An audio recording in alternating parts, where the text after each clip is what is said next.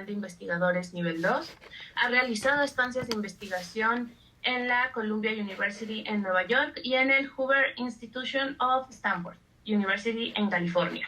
Sus líneas de investigación son la historia de las izquierdas en México y la teoría e historia de los marxismos latinoamericanos. Sus últimas publicaciones son En el mediodía de la Revolución, las izquierdas frente al Partido de la Revolución Mexicana, 1938-1946, editado por la UAM, y La raíz nacional popular, las izquierdas más allá de la transición, editado por el Centro de Estudios del Movimiento Obrero y Socialista, CEMOS. Muchísimas gracias al doctor Jaime por acompañarnos el día de hoy y sin más le cedo el espacio. Muchas gracias, compañera. Espero que estén muy bien todas y todos, compañeros.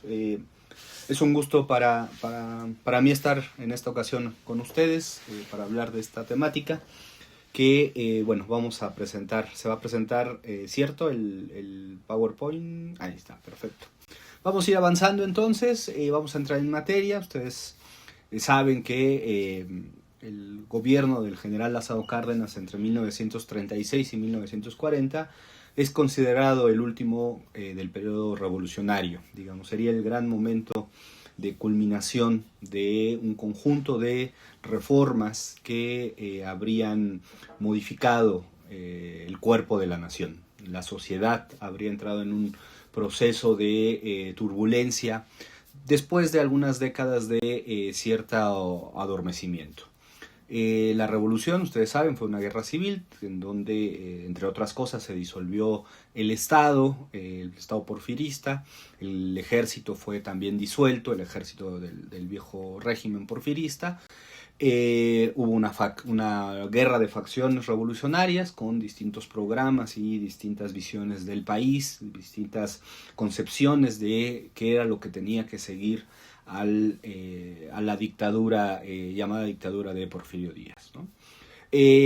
Los años 20 son los años de estabilización, los años 20 son de fundación de muchas de las instituciones que hoy siguen operando en la vida social, por ejemplo la SEP, por ejemplo el Banco de México, y a partir del gobierno, a partir de la crisis del llamado periodo del Maximato, que es un periodo de sucesión de 3 presidentes que no logran terminar ninguno su mandato, solamente ocupan temporalmente el poder, tras el asesinato del general Álvaro Obregón, que había sido reelecto, era el primer presidente reelecto y fue el último presidente reelecto, porque habían reformado la ley de tal manera que él, que había ocupado el gobierno entre 1920 y 24, pudiera presentarse dejando un periodo hacia el año 1928, ganó la elección, pero no logró ocuparla porque fue asesinado en la Ciudad de México. Viene un periodo de crisis, hay un gran conjunto de movilizaciones, de demandas que plantean la sociedad, una sociedad que se está transformando, una sociedad que se está, digamos, cambiando en sus principales directrices, empieza a utilizar la Constitución, que era uno de los que tenía muchos logros sociales, pero que esos logros sociales no se estaban viendo reflejados de manera concreta en la vida social.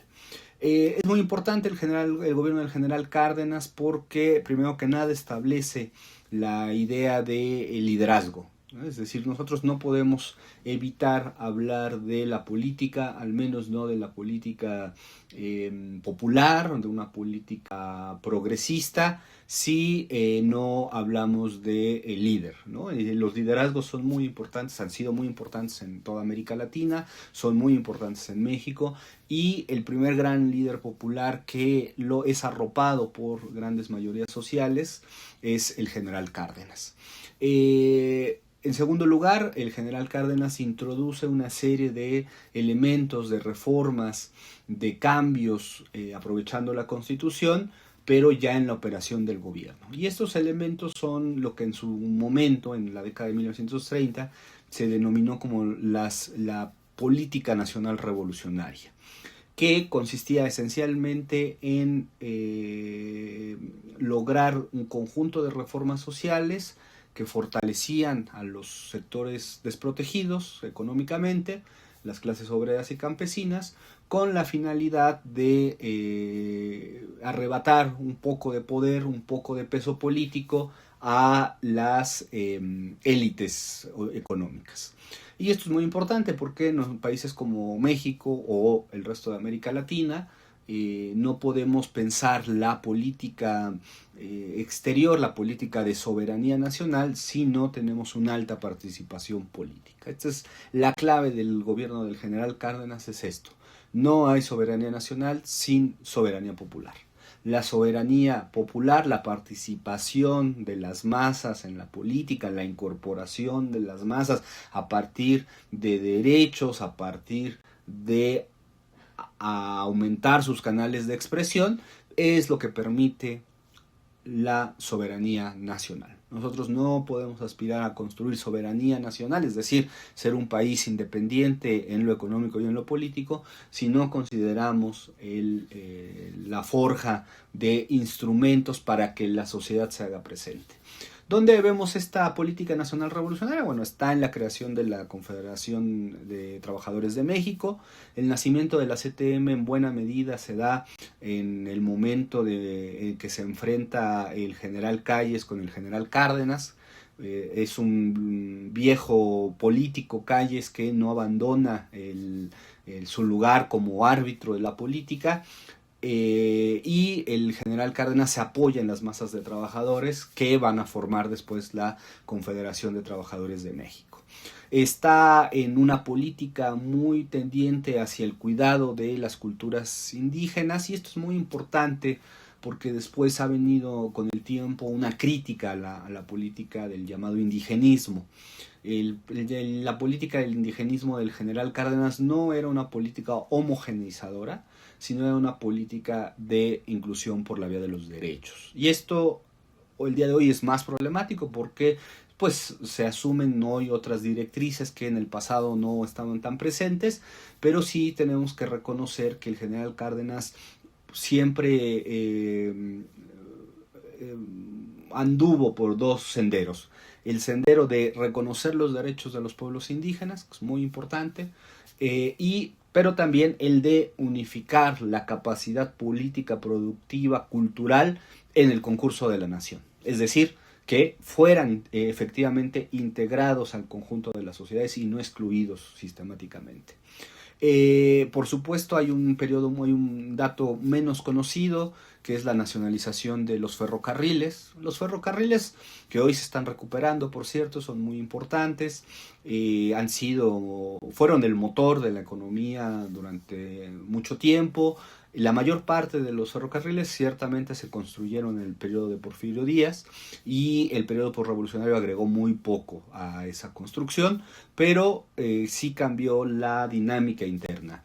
Y esa dinámica interna se da en un experimento social no muy exitoso, pero que habla de la mirada democrática del general Cárdenas, que consistió no solo en nacionalizar los ferrocarriles, sino además de inaugurar la política, la vida del ferrocarriles bajo el control o lo que se llamó la administración obrera, es decir, el propio sindicato administró a la empresa.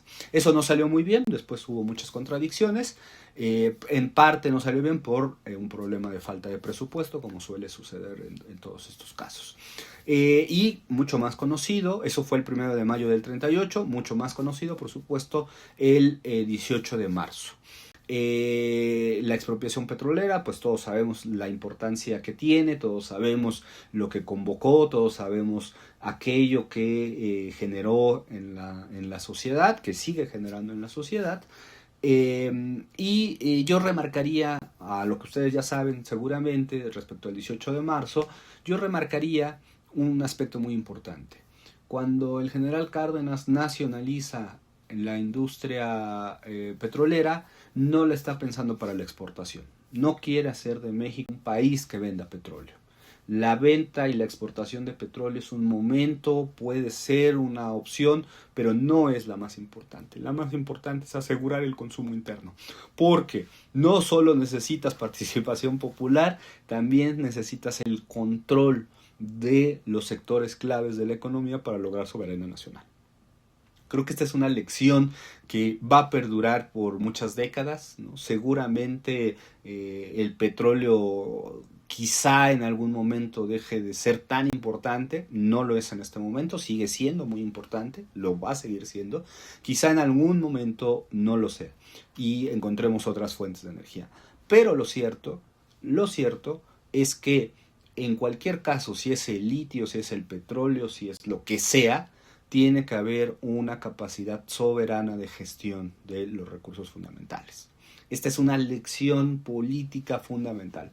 La expropiación petrolera del 38 fue admirada con mucho entusiasmo en América Latina, fue usada en otros procesos de nacionalización, por ejemplo, en Chile, en el país al sur, en los años 70, cuando se nacionaliza el cobre, toman la experiencia mexicana de los años 30. Es decir, 40 años después, el general Cárdenas y su decisión seguían teniendo un gran impacto en el mundo, ¿no? Por supuesto, no a lo largo del mundo, podríamos decir, pero sí, efectivamente, no era común en los años 30 los procesos de nacionalización. Solo para que lo piensen, el país con más petróleo en América Latina, que es Venezuela, nacionalizó por la fuerza, porque no era la primera opción, hasta 1971. Es decir, 40 años después de la nacionalización mexicana. Bueno, esto es muy importante, ¿no? Y en el lado político, además, se da la transformación, el paso, que muchos creen que son siglas. Yo estoy en contra de esa hipótesis, de que son siglas que se cambian nada más. Son partidos distintos y son momentos distintos. El PNR se transforma en Partido de la Revolución Mexicana. He dedicado todo un libro a explorar esa parte. El Partido de la Revolución Mexicana fue un gran experimento de presencia de las masas en la política. El PRM fue una construcción en donde eran los sectores sociales, eran las corporaciones, es decir, los obreros, los campesinos, los militares, las clases medias, muy debilitadas, las que tomaban las decisiones políticas. Por supuesto, hay un complejo de relaciones, de vínculos, de usos, pero lo más importante aquí es que en los años 30 se pensaba, y en esto el general Cárdenas era parte, se pensaba que la democracia iba a dejar de ser el voto de los individuos, que la idea de democracia liberal que nosotros seguimos conociendo, que es un individuo, un voto, iba a ir en decremento y se necesitaba que los grandes sectores sociales se expresaran, no como individuos, sino como sectores sociales. ¿Sí? ¿Por qué? Pues porque las políticas del salario, ¿no?, pues nos afectan como clase, ¿no?, como grupo. Esa era la idea, y esa es la transformación del PNR al Partido de la Revolución Mexicana, cuyo primer lema es por una democracia de trabajadores, cuyo segundo lema era contra la opresión capitalista. Esa era, por eso no tiene nada que ver con el PRI. Cuando dicen que es el cambio de nombres, pues se equivocan. Son momentos muy distintos de articulación. Por cierto que el Partido de la Revolución Mexicana no era un partido del presidente, como después sí lo va a ser el PRI. El Partido de la Revolución Mexicana paró muchos de los proyectos del general Cárdenas. Uno muy importante era el llamado Estatuto de los Trabajadores del Estado. Ustedes saben que los trabajadores industriales tienen derechos porque se elabora un contrato entre dos particulares que el Estado media, el Estado mediatiza. Pero, ¿qué pasa con los trabajadores del Estado? Es decir, con los trabajadores del propio gobierno. Y el general Cárdenas había propuesto una ley muy avanzada en donde los trabajadores del Estado tuvieran todos los derechos y todas las obligaciones como cualquier otro trabajador. Y esto fue bloqueado por el propio partido, ¿no? Entonces tendremos que volver a contar estas historias porque dan mucha idea de ese momento tan claro, ese momento tan importante, ese momento de tantas lecciones que fue el gobierno del general Cárdenas. Y finalmente la reforma agraria. La reforma agraria hoy es vista con ojos muy críticos porque pues las condiciones de la sociedad son muy distintas el día de hoy. En los años 30 teníamos la mayoría de la población vivía en el campo, hoy ya no es así.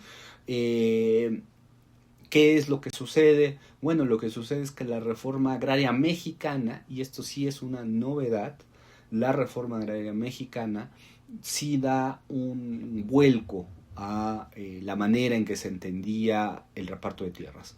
Porque el general Cárdenas no crea propietarios, no crea propietarios privados de tierra.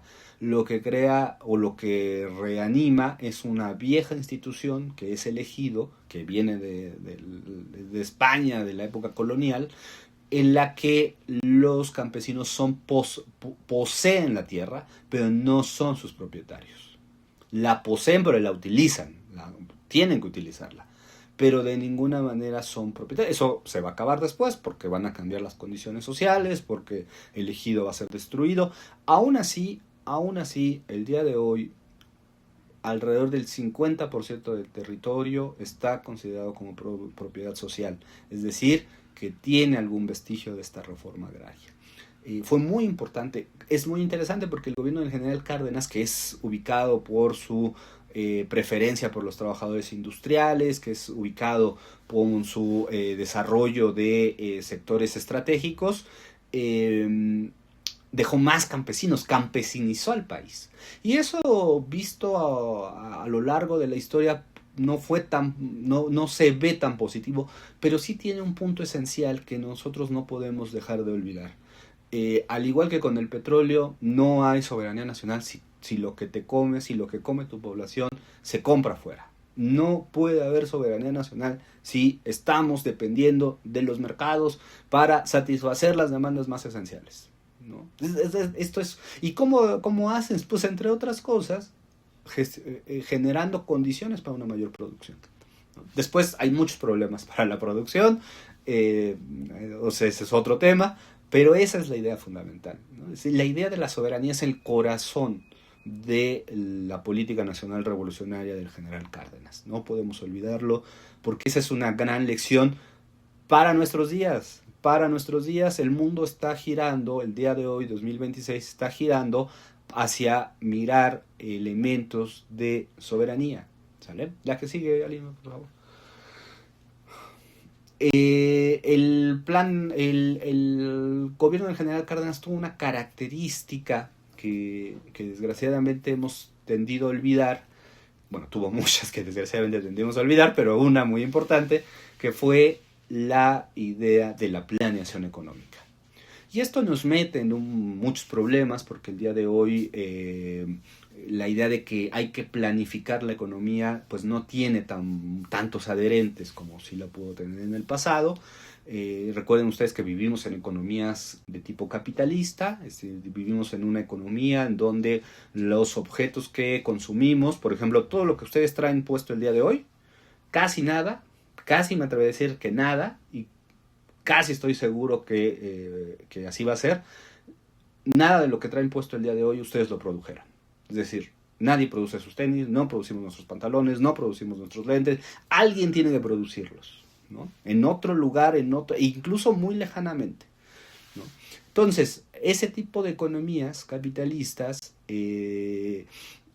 nos obligan necesariamente a convivir economías de mercado, como estas que ustedes y yo vivimos todos los días, es decir, comprar productos, y la diferencia que mete el general Cárdenas en la política mexicana es también la planeación, el Estado como productor. Porque nosotros no podemos decirle a las empresas privadas cuánto tienen que producir. Las empresas privadas producen, ¿no? Ese es el mercado, producen según su conveniencia. Está bien, pero el Estado sí puede ser un Estado productor.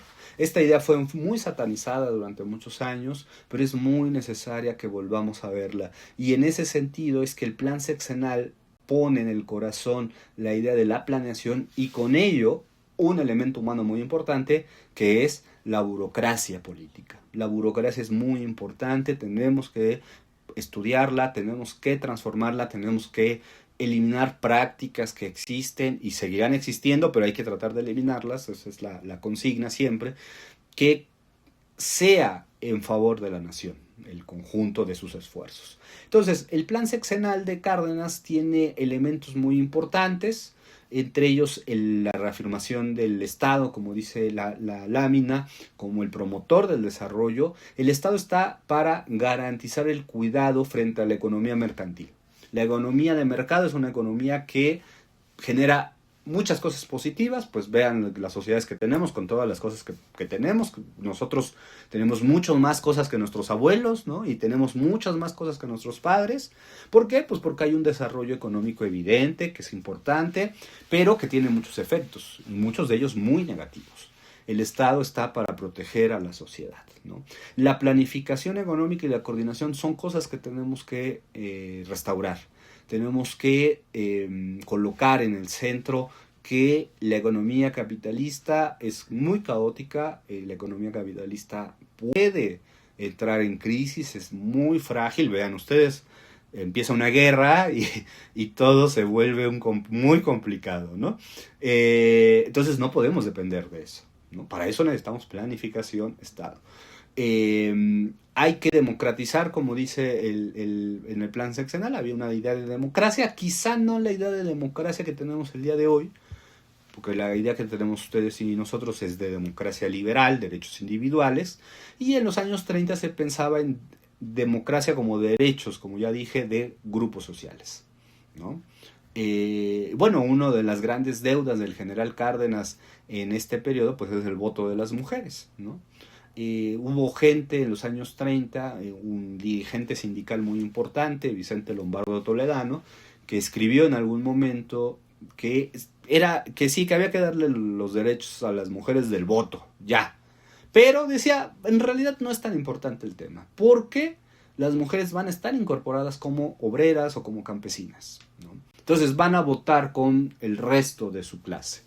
Entonces esta era una idea de los años 30, que tenemos que hoy ya no es así, hoy ya pensamos de otra manera, ¿no? Pensamos en términos de individuos, derechos individuales, ¿no?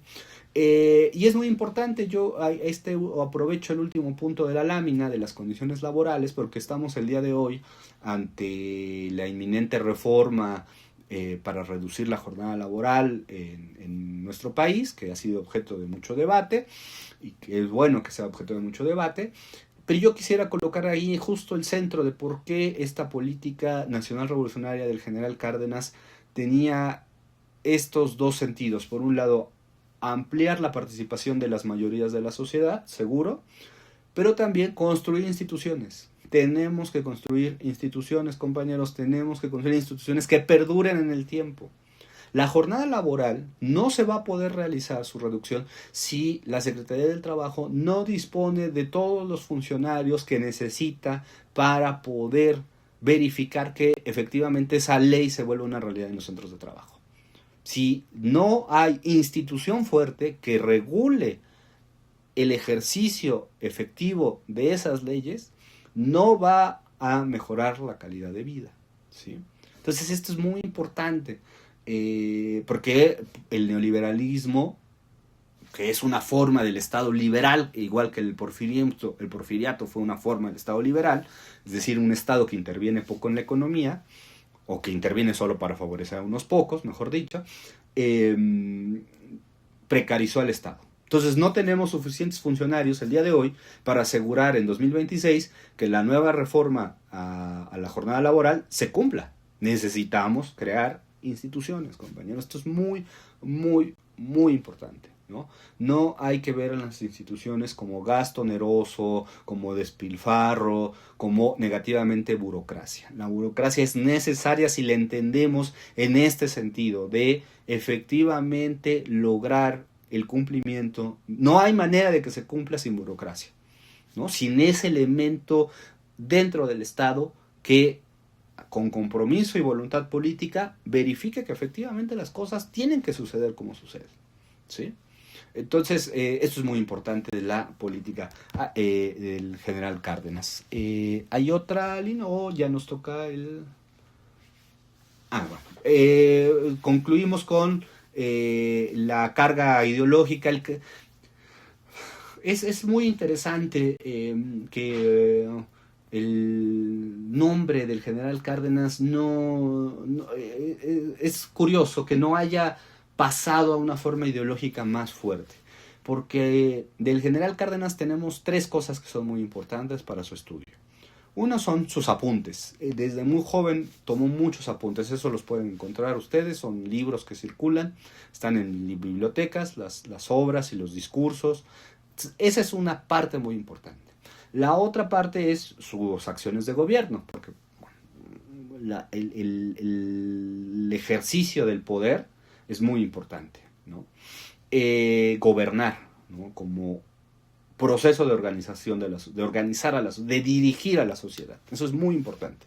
Gobernamos, ¿por qué? Porque queremos organizar a la sociedad de una manera. Queremos gobernar, queremos dirigirla hacia un lugar, ¿no? Y lo tercero, menos conocido, mucho menos conocido, es la actividad del general Cárdenas después de su gobierno, ¿no? Eso es mucho menos conocido. El general Cárdenas fue un incansable luchador por la libertad de los presos políticos en los años 50 y en los años 60. Fue uno de los principales promotores de la solidaridad con los pueblos durante su gobierno y después de su gobierno. Con el pueblo de Cuba particularmente fue muy proactivo para la defensa de la soberanía, porque él entendía a Cuba como el ejercicio de la soberanía, ¿no? Por eso veía en el destino de Cuba el destino de México y el destino de América Latina. Ya para concluir, quisiera, voy a ver si ahorita le paso a la compañera para que lo pongamos aquí en el chat. El discurso es un discurso muy poco conocido del general Cárdenas.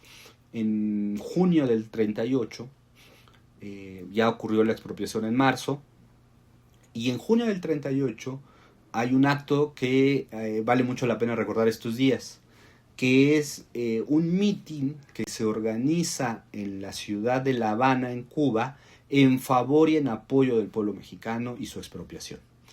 Y le piden al general, el general Cárdenas no viajó, por supuesto, pues era un acto político, digamos, no era un acto oficial, era un acto de grupos de la sociedad del pueblo cubano, y el general Cárdenas sí dirigió unas palabras que se transmitieron por radio. Entonces en el estadio de Cuba, una mañana, donde se recaudaron fondos para pagar la expropiación petrolera, un simbólico por supuesto, muy pequeño, pero un gesto muy valeroso. Y el general Cárdenas da un gran discurso ahí, ¿no? Que si se los vamos a poner, si lo leen, pues parecería que le cambiamos un poco, modernizamos un poco el lenguaje, pero está hablando de nuestros días. Por ejemplo, está hablando el general Cárdenas de las guerras arancelarias, pues si es lo que estamos viviendo, ¿no? Está hablando el general Cárdenas de que si no, los pueblos no pueden expresar su apoyo a otros pueblos, pues están perdiendo su autonomía, ¿no? Es decir, es un discurso muy actual, ¿no? Que vale mucho la pena, además del gesto que tiene sectores del pueblo cubano con México, la retribución, ¿no? Porque el problema esencial de la política de nuestros pueblos en América Latina fue y será la soberanía nacional.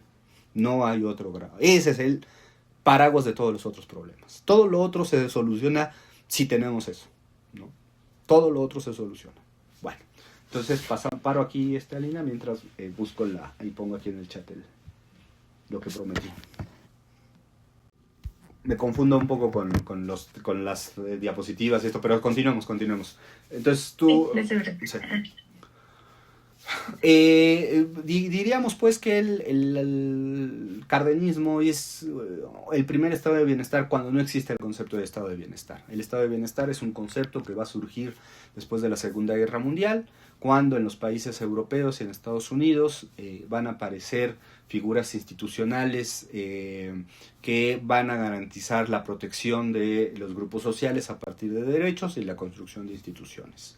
Es una manera de evitar los conflictos que tiene la desigualdad social.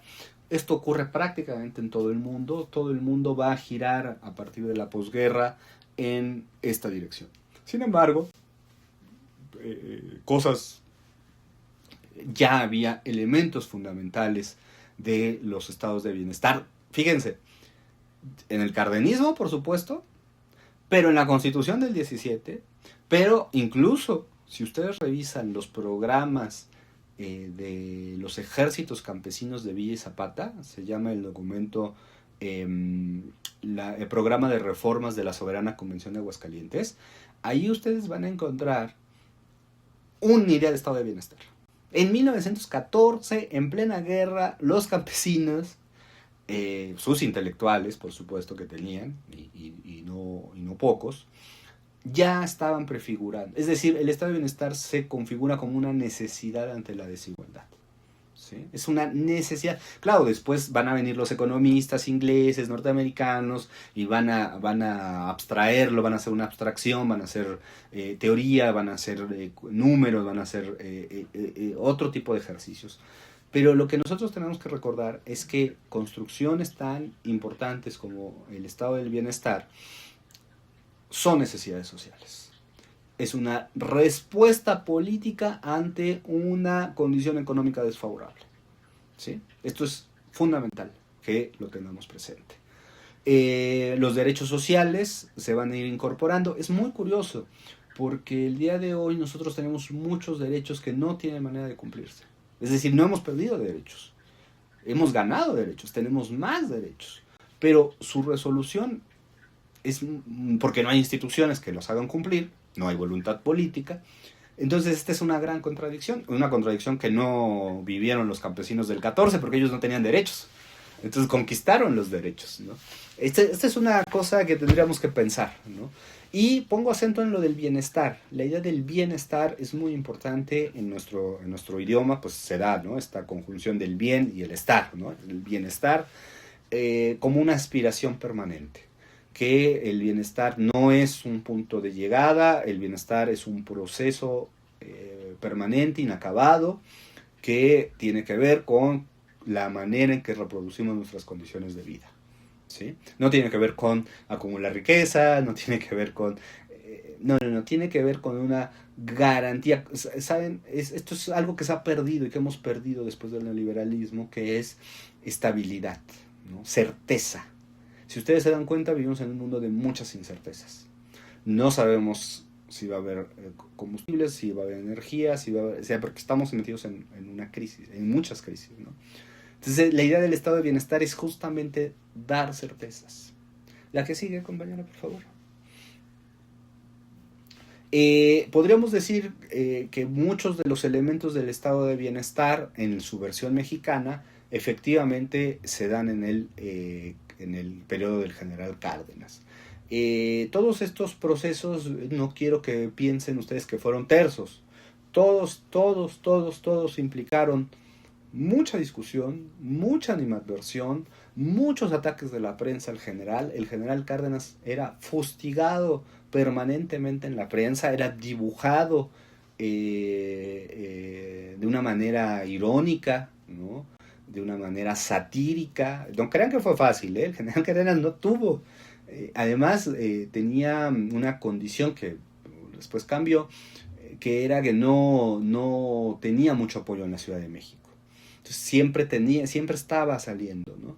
Y la construcción del estado de bienestar también tiene que ver con esta manera de ver la práctica política en clave nacional revolucionaria que daba el general Cárdenas, por ejemplo, a partir de su visita a los municipios. Había muchos menos municipios en ese momento en México, había menos estados también, pero Cárdenas visitó todos, ¿no? De ahí viene la idea de López Obrador de visitar todos los municipios, ¿no? De ahí viene, de esta. Y entonces se trata de hacer no una idea abstracta de cómo sería el bienestar de la sociedad, sino una idea concreta del estado de bienestar, que es ¿qué necesita este poblado? Lo que necesita este pueblo y este municipio no es lo mismo que necesita otro pueblo y otro municipio al otro lado del país.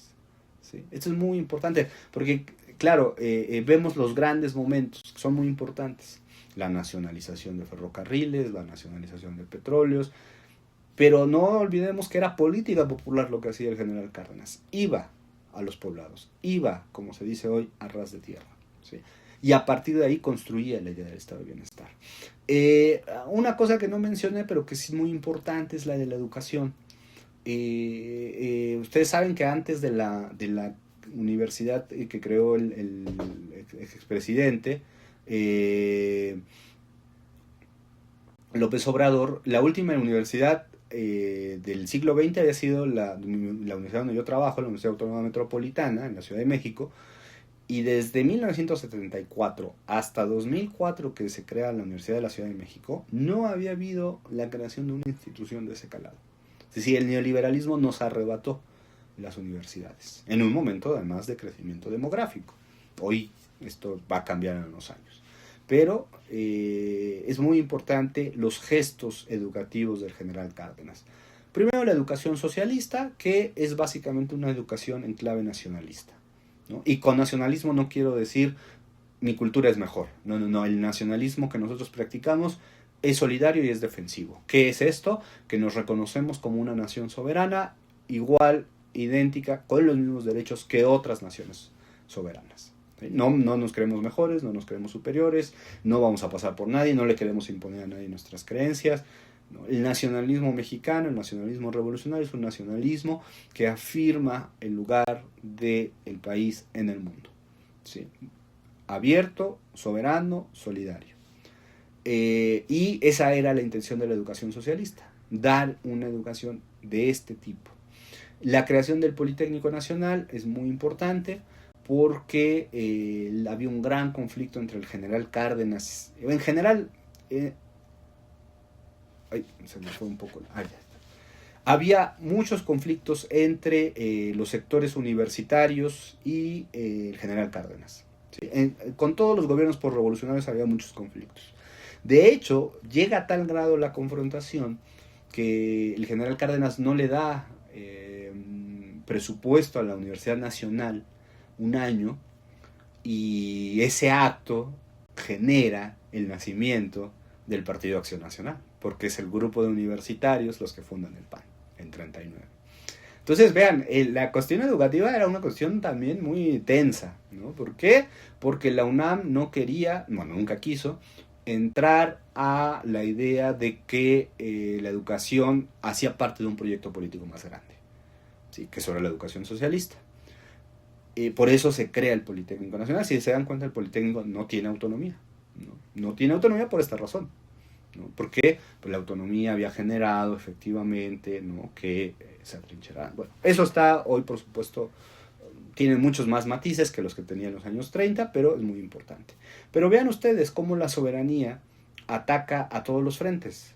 Podemos pensar la soberanía energética, podemos pensar la soberanía alimentaria, pero ¿y la gente que hace las cosas? Pues necesitamos también nuestra soberanía de conocimientos, ¿no? Y siempre dicen, no, es que el conocimiento es universal. Sí, pero quienes lo gestionan deciden, ¿no? ¿Recuerdan los debates que había el sexenio pasado cuando la directora del Consejo de Ciencia decía es que era ciencia neoliberal? Entonces le iban le iban encima, ¿no? ¿Cómo que ciencia neoliberal? ¿Cómo que ciencia soberana? Sí, necesitamos producir conocimiento, tener las condiciones para la producción y la reproducción del conocimiento. Porque si no, ¿quién va a hacer las cosas? ¿Quién va? ¿Qué agrónomo? ¿Qué ingeniero petrolero? ¿Qué ingeniero en minas? ¿Qué médico? ¿Qué enfermera? Todos son productores de conocimiento, ¿no? Y necesitamos también soberanía en eso. Uno de los indicadores menos conocidos, pero que son muy importantes para medir el grado de desarrollo de una sociedad, es el número de ingenieros graduados. Hasta hace unos años, Estados Unidos era el país que graduaba más ingenieros. Ya fue rebasado por China, ¿no? O sea, eso es uno de los elementos que uno ve la crisis ahí, ¿no? ¿Qué es lo que se está jugando y por qué China gradúa tantas? Pues porque no hay crecimiento económico, no hay desarrollo tecnológico, no hay impulsos, si no hay soberanía sobre el proceso educativo, científico y tecnológico, ¿no? Obviamente soberanía no es encerrarse, ¿no? Es aprovechar lo que hay en el mundo, pero tener condiciones tú para replicarlo libremente, ¿no? O sea, a veces hay idea, soberanía es que no vamos a hablar con nadie, no vamos a comerciar con nadie. No, soberanía es que nosotros tenemos las mismas condiciones para hacer lo que hacen en China, que hacen en Estados Unidos. Eso es soberanía, ¿sí?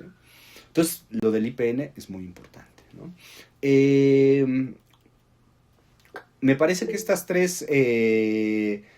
tres elementos, redistribución económica, construcción institucional y ampliación de derechos, contribuyen mucho a que pensemos cómo los campesinos mexicanos que iniciaron la Revolución Mexicana inventaron el futuro, ¿sí? ¿Por qué? Pues porque su acción dio nacimiento a uno de los primeros estados de bienestar. Generalmente ubicamos a los campesinos como atados en el pasado, ¿no? No. Los campesinos que iniciaron la Revolución Mexicana inventaron el futuro, inventaron lo que venía para el mundo, ¿no? Y el general Cárdenas es una expresión de eso.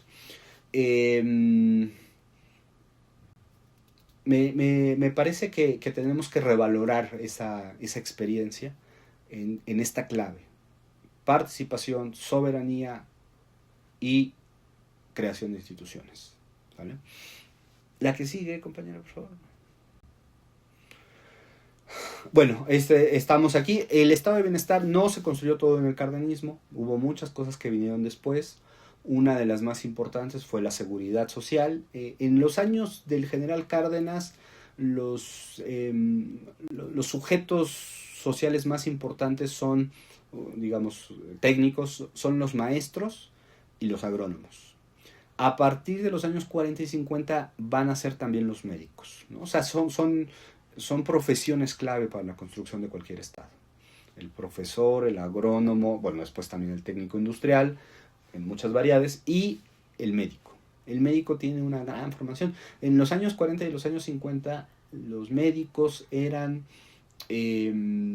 la vanguardia, eran la gente más de izquierda, ¿no? ¿Por qué? Bueno, en parte porque les había tocado construir instituciones no para enriquecerse, no para hacer consultorios privados, no, construcción para cómo vas a tener soberanía si no tienes un pueblo sano, ¿no? Es un principio, ¿no? Un principio básico. Y eso vino después, sobre todo en el IMSS en los años 40, con Manuel Ávila Camacho. Por cierto, el IMSS tiene un sistema que no hemos decidido replicar y que deberíamos decidir replicar, porque es lo que garantiza instituciones, que es la aportación tripartita. Aporta el obrero, aporta el patrón y aporta el Estado, ¿sí? Ese modelo no hay otra institución que tenga, y es la que lo hace con tanta presencia, ¿no? Después, yo sé que hay muchas quejas, que todos vivimos, nadie quiere pararse en un hospital, porque además no es lo deseable. Al margen de las experiencias individuales, tenemos que contar con instituciones como el IMSS, ¿no? Que sean presentes en todo el país, ¿no? Que estén al alcance, ¿no? Que sean universales, ¿no? Tendientes a ser universales, o al menos eso. Entonces, bueno, y después el ISSSTE, ¿no? El ISSSTE, la hipótesis que tiene Martí Batres ahora, el director del ISSSTE, es una hipótesis muy interesante en términos históricos. Martí lo que dice es que el ISSSTE, que se crea a principios de los años 60, es una respuesta institucional a un gran movimiento social que era el movimiento revolucionario del magisterio, el MRM. El MRM fue una organización de sectores de los profesores de primaria, sobre todo de secundaria, que reclamaban, ¿no?, mejores condiciones, sobre todo a finales de los años 50, y de ahí nace la necesidad de atender a los trabajadores del Estado, ¿no?, justamente, ¿no? Entonces, todos estos elementos, fíjense, no se trata de eliminar el capitalismo, porque no sabemos cómo se hace eso, nadie lo ha hecho realmente, ¿no? Seguimos produciendo mercancías, seguimos intercambiando mercancías, está bien, pero ¿cómo disminuimos todas las desigualdades que genera el capitalismo? Bueno, para eso está el Estado, para eso está la sociedad expresándose en el Estado, la sociedad autoorganizándose en el Estado, ¿sí? Y es muy importante, porque no hay mejora de vida de la sociedad sin Estado. Esto es muy importante, es muy difícil a veces entenderlo. Pero si nosotros dejamos la sociedad es un cúmulo de individuos que cada quien piensa distintas las cosas. Y todo el mundo ve distintas las cosas. En esta sala, ahorita en el transporte, en el centro comercial, en el mercado, todo el mundo tiene una idea distinta. Si nosotros dejamos que cada quien vaya por la vida haciendo lo que quiera o sobreviviendo como pueda, va a ser un desastre. Necesitamos Estado, necesitamos dirección, necesitamos gobierno, ¿no? Conducción, ¿no? Por eso es tan importante el Estado, por eso es tan importante todo esto que ustedes están aprendiendo, ¿no? Porque si no tenemos un horizonte de largo plazo, pues lo único que hacemos es atender el día a día. No. El Estado está para imaginar qué es lo que se van a estar en 20 años, en 30 años. ¿Cuál va a ser la condición de la población en 20 años? ¿Cuál es la condición de la población en 10 años? ¿Vamos a envejecer? ¿Vamos a ser menos? Todo eso lo tenemos que... ¿Quién lo va a hacer? ¿Los individuos solos? No, los individuos solos viven su vida, ¿no? Necesitamos gobierno. Ustedes dense cuenta, si ustedes revisan, por ejemplo, los discursos del general Cárdenas, nunca van a encontrar una frase que hoy, si ustedes escuchan la mañanera, las preguntas de los periodistas a la presidenta, utilizan mucho. Que dicen, oiga, presidenta, en su administración, ¿no? Usan esa palabra. Esa es una palabra que viene de Estados Unidos, del lenguaje político norteamericano. La idea de que hay administraciones. No. El general Cárdenas lo tenía muy claro. Él no es... Gobernaban. Gobernar es dirigir a la sociedad. Gobernar es llevarla a un punto. Gobernar es imaginarla. No administras. Porque administrar es yo tengo esto, ya, pues a ver dónde lo pongo, a ver cómo lo acomodo. Pero no lo modifico. No. El gobierno está para modificar la sociedad, por supuesto que sí. Para proyectarla, ¿no? Para atenderla, ¿no? Esto es muy importante, ¿no? Hay que abandonar ese lenguaje gringo de la administración. Pero ellos, como tienen dos partidos nada más y hacen lo mismo los dos, nada más que unos más radicales que otros, por eso administran. No, nosotros no administramos. Nosotros queremos el gobierno, la cuarta transformación, para transformar a la sociedad, no para administrarla, ¿no? Eso es así, eso me parece... ¿Qué hizo el general Cárdenas cuando creó el Estado de Bienestar? Fíjense, ya no estaba el general Cárdenas y seguía habiendo política del Estado de Bienestar porque hizo algo más que administrar. Gobernó, dirigió a la sociedad. Y esa sociedad reclamaba, ¿qué? Derechos. ¿Y esos derechos cómo se cumplían? Con instituciones. ¿Y qué hicieron los gobiernos posteriores? Aunque no eran tan radicales y no son tan bien recordados, muchos de ellos son muy negativos, pero tuvieron que seguir construyendo instituciones para atender los derechos de la sociedad, ¿sí? Por eso es tan importante. La que sigue, compañera, por favor. Ahora sí vamos con la actividad, ¿verdad? Perfecto.